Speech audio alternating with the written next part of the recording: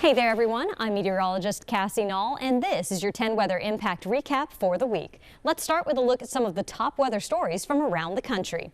Severe storms ripped across the Midwest last Tuesday, March 10th, spawning several tornadoes and dropping monster hailstones from the sky. Hail the size of cantaloupes fell from the sky in Kankakee, Illinois, and after official measurements were conducted, this massive 6.14-inch hailstone is now the largest on record in the state of Illinois.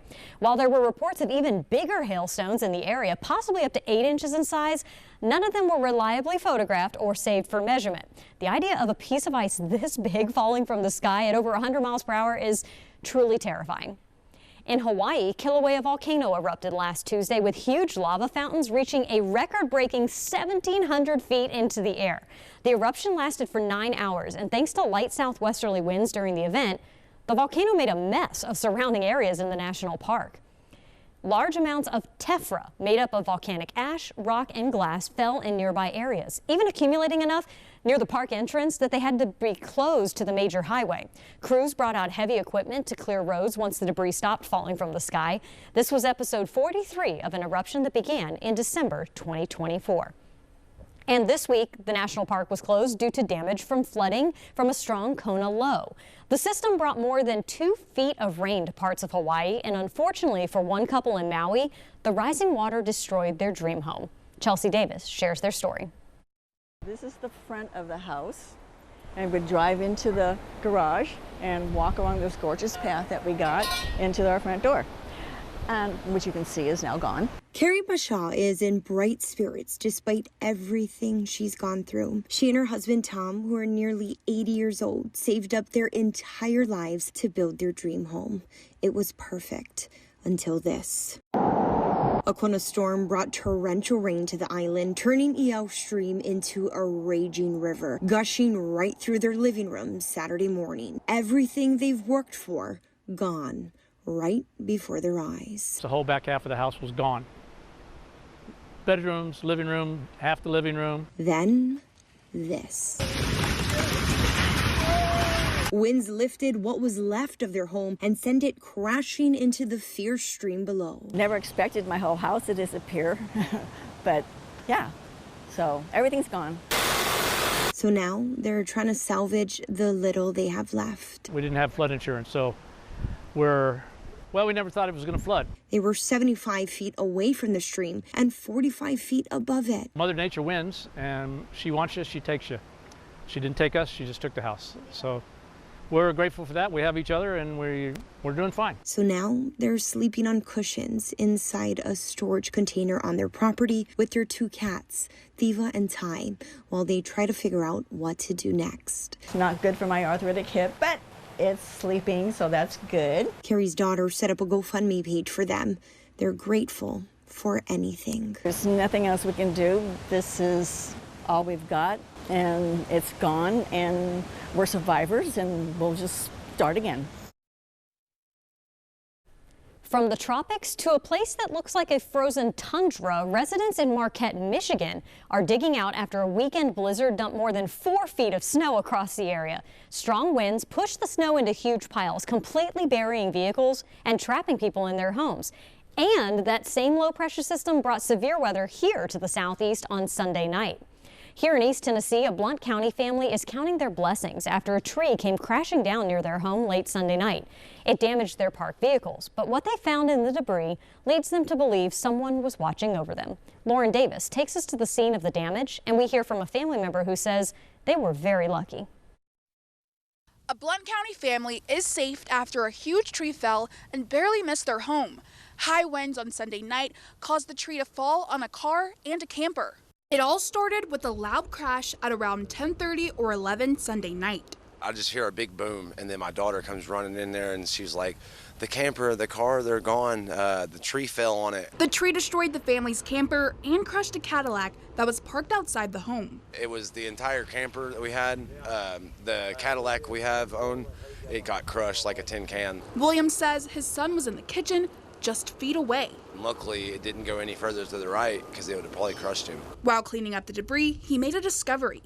A photo of his father-in-law, who recently died of cancer, was near the vehicles. And there's his picture where he was in the hospital, and I'm like, oh wow, it like goosebumps ran through me because it felt like he like saved the house and Gabriel. Now the family is working to clean up the damage and remove the massive tree from their property. I'm so thankful. I thank God, because I was more worried about my kids being safe than anything.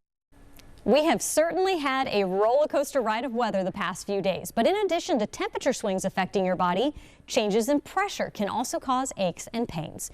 Air pressure is the weight of the atmosphere pushing down on us. So when a strong weather system moves in, like a cold front, a powerful low pressure system, or rapidly intensifying storm, pressure can drop quickly, and that's when some people begin to feel it. As pressure decreases, air expands slightly, including the air inside your body. This can affect sinuses, joints, and even inner ears, especially if they're already sensitive or inflamed. Common symptoms people report feeling during falling pressure include headaches or migraines, sinus pressure or congestion, joint aches or stiffness, dizziness or ear discomfort, fatigue, or trouble focusing. Joints can swell slightly as the pressure drops, irritating nearby nerves, and sinuses may struggle to equalize pressure fast enough, triggering pain. Now, when pressure rises quickly, the opposite can happen. Higher pressure compresses the air, which can make sinuses feel blocked and joints feel tight, especially in cold and dry conditions. If you suffer from migraines, arthritis, sinus issues, or past injuries, your body may also be more sensitive to these subtle changes. Last week marked 33 years since the storm of the century buried East Tennessee under heavy snow over a 3-day period from March 12th through March 14th. Knoxville measured 15.1 inches of snow, paralyzing travel across the region. Strong winds created blizzard conditions across the mountains and dumped an astonishing 60 inches of snow at the LeConte Lodge. That is 5 feet. The heavy snow also knocked out power across the region, and many people were rescued after being stranded during the historic winter storm, now known as the blizzard of '93. In southeast Alaska, scientists with the United States Geological Survey are assessing the aftermath of a landslide that happened last year. The large rock slide fell within a narrow 30-mile-long inlet known as Tracy Arm, just south of Juneau, causing a massive tsunami. Michaela Clark shares how the powerful wave changed the surrounding landscape.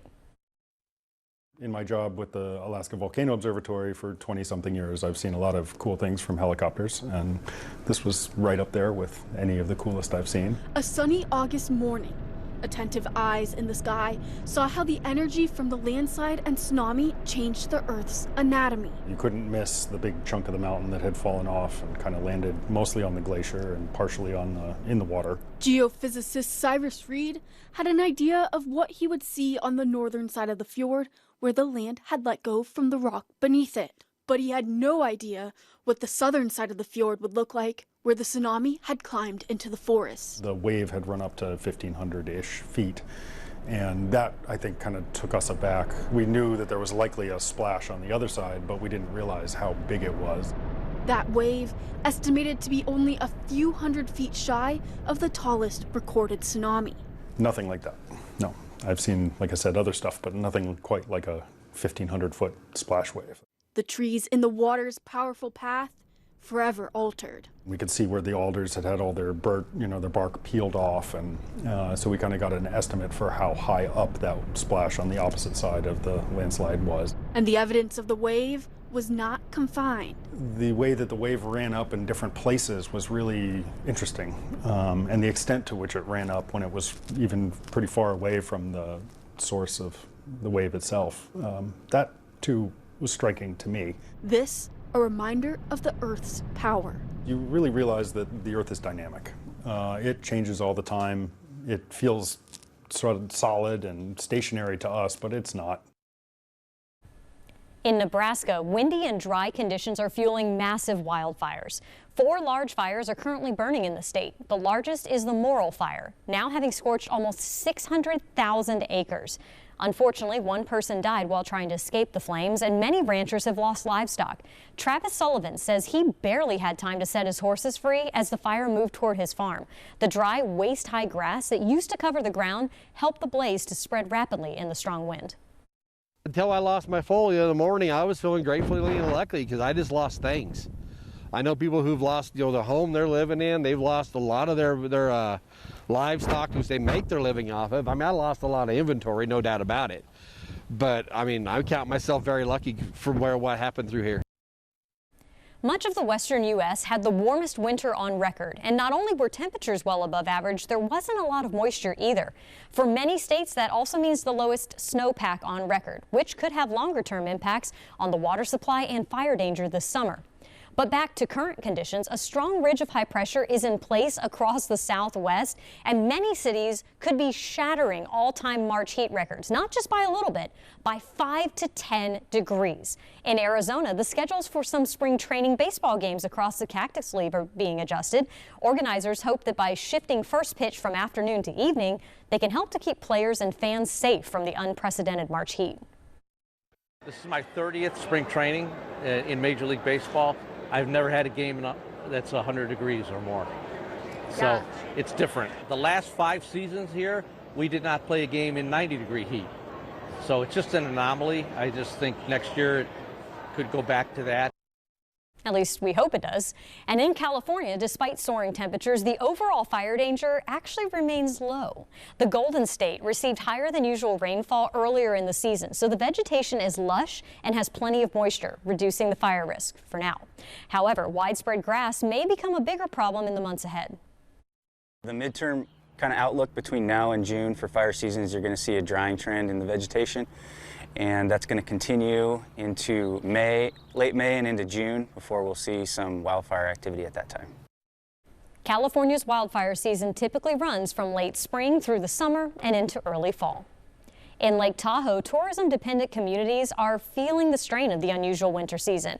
Kim Burrows shares how local businesses are making the best of the early season warmth.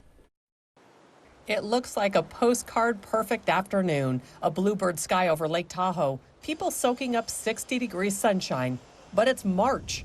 Instead of fresh powder and winter coats, we're seeing shorts and bikinis. We packed our ski gear, but then when we got here and saw the snow conditions, we chose to just leave everything packed and make other plans. Tahoe City is not necessarily a snow town these days. In early March, you'd likely see more snow on the ground, but as people come into town this year, this is where they're going to find it, piled up on the side of the road.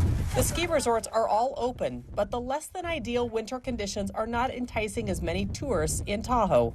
We were commenting how quiet the town is. It seems pretty sparse up here. I mean, there's just not a lot of people. Slice of puff. Desperately slow. It's very quiet. At Mountain Slice, the ovens are warm, but the foot traffic isn't always. Usually probably at least like 60 or so, like 100 maybe. But today it's been like 5. Other businesses around town say they're feeling it too, and lodging occupancy is down as well. But there is a silver lining to the slow winter. With spring arriving early, local leaders are betting a new wave of visitors will trade snow boots for hiking shoes and head back to Tahoe. Spring in Tahoe is awesome because you can ski in the morning and then go do something else in the afternoon. So whether you want to go kayaking or hiking or just be out and about in town, there's plenty here and we're ready for the visitors to come on up. Tourists say whether it's snow-covered or sun-soaked, Tahoe never runs out of ways to explore. It's kind of a little bit of a bummer that there isn't as much snow here to play in, but Tahoe is still gorgeous no matter what season it is. Whether you're hoping for a miracle March with more snow or these temps have you craving more spring weather. I think a lot of people want more snow, but most of my friends are like, I can't wait for summer. One thing is clear, Lake Tahoe doesn't wait for the weather to shine. Spring officially begins at 10:46 a.m. Friday morning with the vernal equinox. Our seasons happen due to the Earth's tilt and its orbit around the sun. And the word equinox comes from the Latin term for equal nights. During the equinox, the sun's rays are most direct right over the equator, giving all locations 12 hours of daylight and 12 hours of night, or at least very close to it around the whole planet. Now let's get a check of that 7-day forecast for you. As we move into the spring season, temperatures will be back up above average in the 70s as we go throughout the weekend. Early next week, we'll have another system kind of settling in from the north that might drop us back down closer to average for this time of year. Thank you so much for watching. And remember, you can get the latest forecast and watch our 24/7 live radar anytime with the WBIR Plus app. You can download the app for free and watch on your TV.